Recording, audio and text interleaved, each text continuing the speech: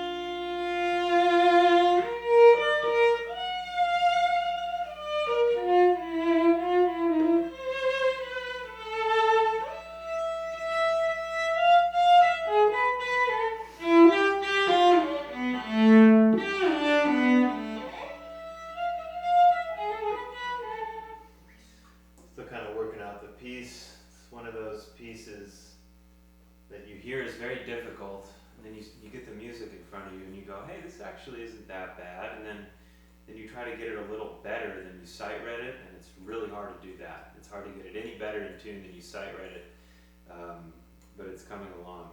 So here's the Morizot.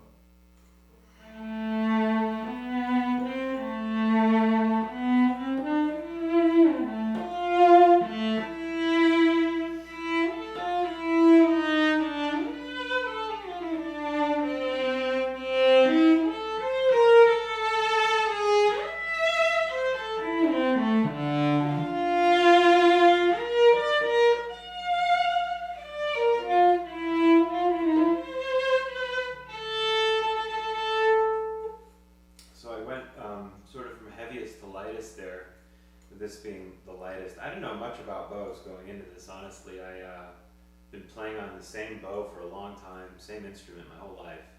This is a Peter Stossel, this cello. Got it when I was 12 or something, and it's all I've really ever played on.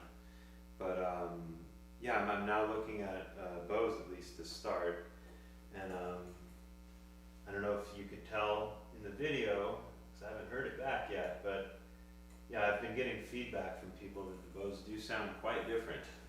They do make a big difference. So to continue the sort of sound check here on these bows, I think I'll do a little bit of different music maybe. How about, here's some lower register stuff. Everybody plays this Brahms, right? For the checking out a new instrument or whatever, yeah.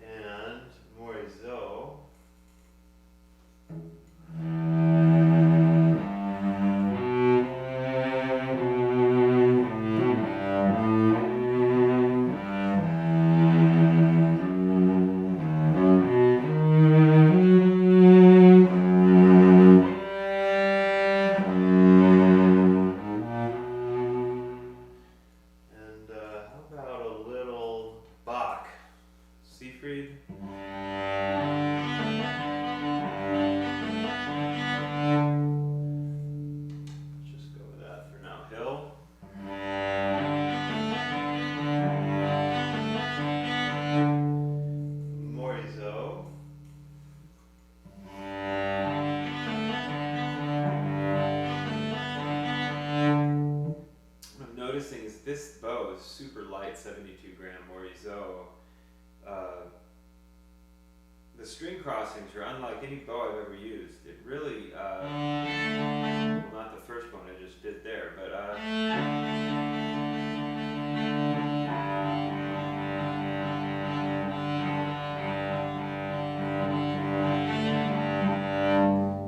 sometimes it takes a minute for the next string to start to speak.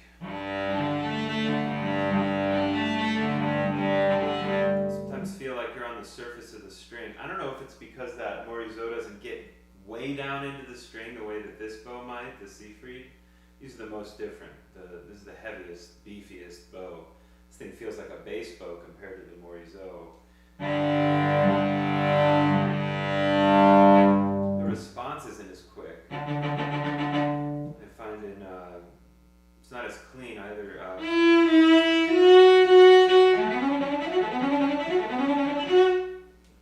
was the Siegfried. Hill here. Morizo.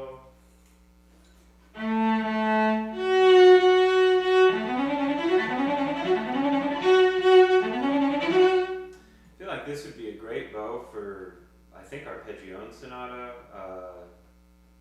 orchestra auditions where you don't want to hear any noises or squeaks or string crossings or anything, you know.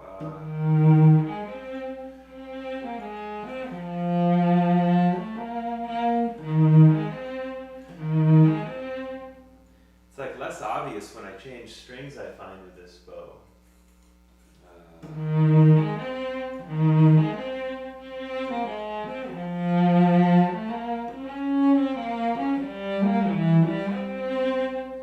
This is back to the Siegfried.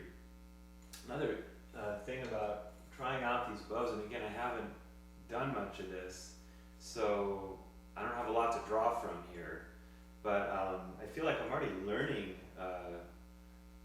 things from picking up these different bows and trying to see what the bow wants to do, you know? feel like my general approach is maybe a little pressed sometimes. I tend to like to be heavy into the string. It's kind of good for concertos and stuff, but I also tend to play Bach this way. And just hearing my recording of Arpeggione back from the other day just doesn't really work in that piece to play that way, even when it's marked loud, you know.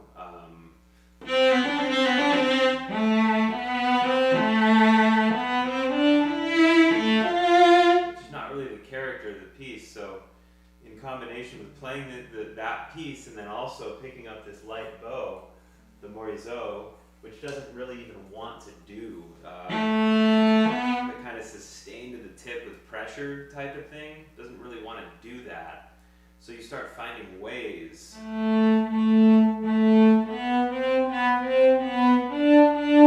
get sound with it, and then you pick up your daily player bow, and you realize, wow, I can do that a little bit with this bow too, or you get a feel that you haven't had on your own equipment, or something that wasn't obvious to you. Now when I go back to my heavy bow and try to play in that manner, I appreciate the weight of it actually, because it kind of plays itself. You just hang the bow, and the weight of it is plenty to keep the sound moving, because with this super light Morisot,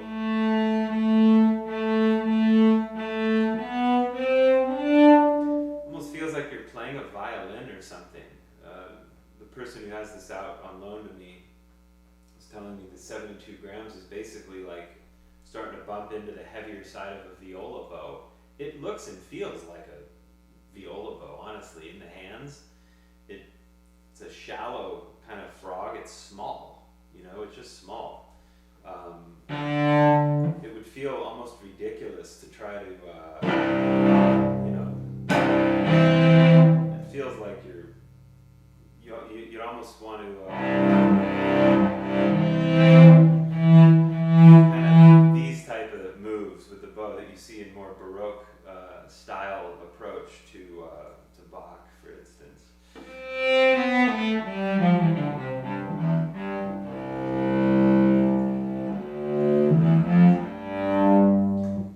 Almost literally feels like you're playing more of a bow than something that's like a two-dimensional, if you're just thinking of putting pressure down and kind of dragging your hand, like for certain things, I mean, it's sort of necessary, right?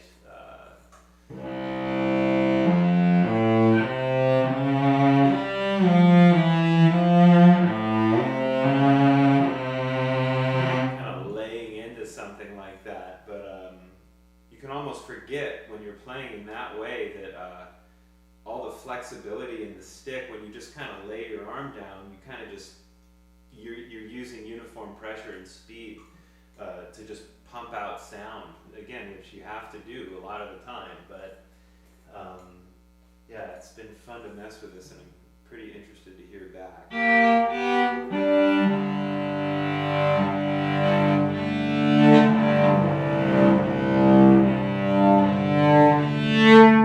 What this mic picks up. That was the Morisot, here's the hill. And finally, my Pulse for you. Alright, I'll hear this back.